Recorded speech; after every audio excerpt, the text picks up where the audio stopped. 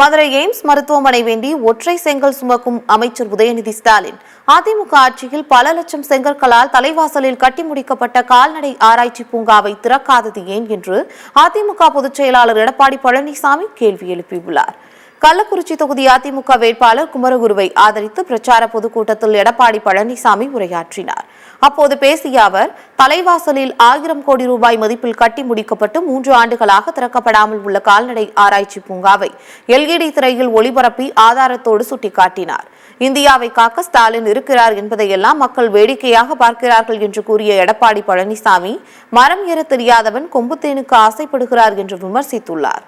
டாஸ்மாகில் கூடுதல் விலைக்கு விற்பனை மூலம் 3000 கோடி ரூபாய் வசூல் செய்தவர்கள் திமுகவினர் என்றும் எடப்பாடி பழனிசாமி சாடியுள்ளார்.